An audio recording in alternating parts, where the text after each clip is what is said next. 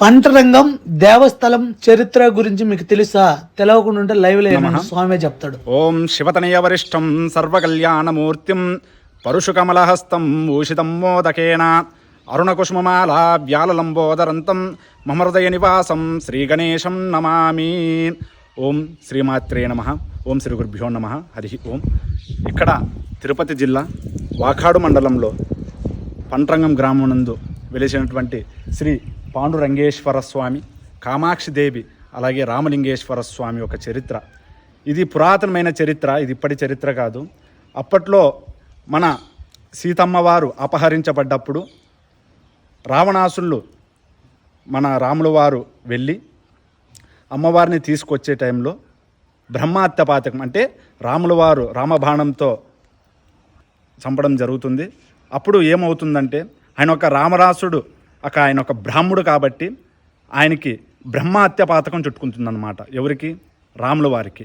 అప్పుడు బ్రహ్మహత్య పాతకం చుట్టుకున్నప్పుడు ఏమవుతుందంటే అయ్యో బ్రహ్మహత్య పాతకం చుట్టుకుంది, 1000 గోవుల్ని చంపిన పాపం చుట్టుకుంటుంది అని చెప్పేసి రాముల వారు సీతమ్మ వారు కలిసి మన శివుని కోసం ప్రత్యక్షం తపస్సు చేసి ఆయన ప్రత్యక్షం అయిన తర్వాత నాకు ఇలా బ్రహ్మహత్య పాతకం చుట్టుకుంది, దీని పరిష్కారం ఏంటయ్యా అంటే అప్పుడు పరమేశ్వరుడు శివుడు పాండురంగేశ్వర స్వామి ఏమని చెప్తాడంటే నువ్వు సహస్రలింగాల్ని సముద్రం పక్కన ప్రతిష్ఠించుకుంటూ వెళ్ళని చెప్తాడన్నమాట. అప్పుడు ఏమవుతుందంటే సూర్యోదయం లోపల ప్రతిష్ఠించాలని చెప్పినప్పుడు సూర్యోదయం లోపల ప్రతిష్ఠించాలని చెప్పి సూర్యోదయం ముందు కరెక్ట్గా హనుమంతుల వారిని పిలిచి నువ్వు ఒక లింగాన్ని తీసుకురమ్మని చెప్తాడు.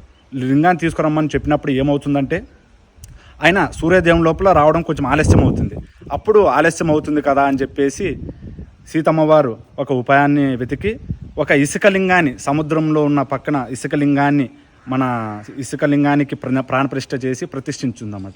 అప్పుడు అంతలో హనుమంతుల వారు వచ్చేసి ఏమమ్మా నేను ఇలా తీసుకొచ్చాను, ఈ లింగాన్ని నేను సముద్రం కలపలేను, నేను ఇలా నానా శ్రమపడి నేను తీసుకొచ్చాను, మళ్ళీ నాకు కూడా ఈ ప్రతిష్ఠించకపోతే నాకు కూడా పాపం చుట్టుకుంటుందని చెప్పేసి అంటాడన్నమాట. అన్నప్పుడు ఏమవుతుందంటే రాముల వారు సీతమ్మ వారు దానికి ఒక ఉపాయం వెతికి ఆ లింగం ఇసుక లింగం కదా దాన్ని తీసేయని చెప్పేసి చెప్తాడన్నమాట రాముల వారు సీతమ్మ వారు. అప్పుడు ఆయన ఏం చేస్తాడంటే ఆయన చేతి వేళ్ళతో లాగడానికి ప్రయత్నిస్తాడన్నమాట. ప్రయత్నించినప్పుడు ఏమవుతుందంటే ఇసుక లింగం ప్రాణప్రతిష్ఠ అయిపోయిన తర్వాత ఆయనలో ఒక శివుడు ఆవహించేసి ఉంటాడన్నమాట. ఆవహించినప్పుడు ఏమవుతుందంటే ఆ ఇసుక లింగానికి ప్రాణప్రతిష్ఠ గట్టిగా అయిపోతుంది.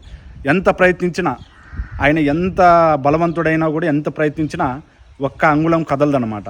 అప్పుడు ఏమవుతుందంటే ఇలా కదలదని చెప్పేసి ఆయన తోకతో లాగినప్పుడు ఏమవుతుందంటే రామలింగేశ్వరం స్వామి అని చెప్పేసి ఇక లింగానికి ఇలా కొంచెం ఈశాన్యం వైపు తిరుగుతుంది కానీ లింగం మాత్రం రాదనమాట. అప్పుడు ఏం చేస్తారంటే అమ్మవారు మన రాముల వారు ఏమంటారంటే సరే మనం ఇలా ప్రతిష్ఠించిన లింగాన్ని తీయడం పాపం మహాపాపం అవుతుంది, నువ్వేం చేస్తావంటే నీ లింగాన్ని నీ మనస్తాపం చెందొద్దు, నీ లింగాన్ని నా పక్కనే ప్రతిష్ఠించండి, దానికి ప్రతిష్ఠించిన తర్వాత దాని పూజలు అందుకున్న తర్వాత ప్రతి ఒక్క కార్యక్రమం అందుకున్న తర్వాత నా లింగానికి వస్తాయి అని చెప్పేసి ఒక వరం ఇస్తాడు రాముల వారు. అప్పుడు ఆయన ఏం చేస్తారంటే అందరూ మన వానరాడలతో ప్రతిష్ఠించేసి ఆయన ఫస్ట్ ఆయనకి అభిషేకాలు కానీ నైవేద్యం కానీ మహానైవేద్యం కానీ కళ్యాణం కానీ ఫస్ట్ ఆయనకు జరిగిన తర్వాత రామలింగేశ్వర స్వామి ఆయనకు జరుగుతాయి అన్నమాట పూజలు. ఇక్కడ అందులో ఏమవుతుందంటే అమ్మవారు ఇక్కడ స్వయంభూగా అమ్మవారు వెలిచారనమాట. అంటే రాముల వారు సీతమ్మ వారు ఇక్కడ ఈ ఒక చరిత్రని చాలా కాలం చరిత్ర. ఒకప్పట్లో ఇక్కడ ఒక సునామీ వచ్చేసి మొత్తం ఇక్కడంతా నిండిపోయి ఇసుకంతా నిండిపోయి అప్పుడు చౌలులు అప్పటి వాళ్ళంతా పాలించిన ఊరు అనమాట ఇది. అప్పట్లో ఇప్పుడు కూడా పురాతనమైన ఇల్లులు ఇక్కడ తవ్వితే పురాతనమైన ఇల్లులు వస్తాయి. చాలా పురాతనమైన ఇల్లు ఇది, కొన్ని శతాబ్దాలు వేల సంవత్సరాల కిందట గుడి ఇది.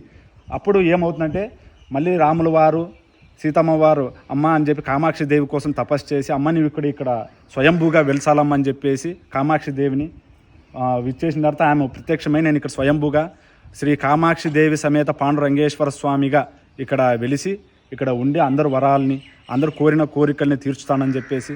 అలాగే రాత్రిపూట ఇక్కడ అప్పట్లో ఎంతోమంది దొంగలు పడితే అమ్మవారు ఒక్క స్వామివారివి కొన్ని దోచుకొని వెళ్ళారు కానీ అమ్మవారి దగ్గరికి వచ్చేసరికల్లా ఎంత పెద్ద దొంగలైనా కానీ పట్టించేసింది అనమాట.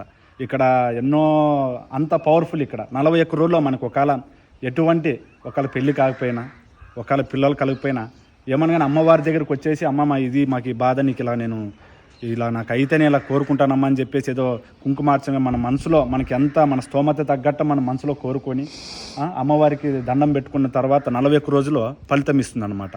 అంత పవర్ఫుల్ ఇక్కడ ఈ చరిత్ర. ఇక్కడ వచ్చేసి భక్తులు కూడా మన వాకాడు తిరుపతి జిల్లా వాకాడు మండలం కానీ ఎక్కడైనా కానీ అందరూ కూడా ఇక్కడ ఈఓ గారు కానీ చైర్మన్ గారు కానీ కుండూరు మదిరెడ్డి చైర్మన్ గారు కానీ అందరూ చాలా పరిపాలన చాలా బాగుంది. అందరూ బాగా చేస్తున్నారు. డెవలప్మెంట్ చాలా బాగా జరుగుతుంది. అందరూ కూడా జనాలు వచ్చేసి ఈ గుడిని సందర్శించి స్వామివారికి ముగ్ధులు అవసరంగా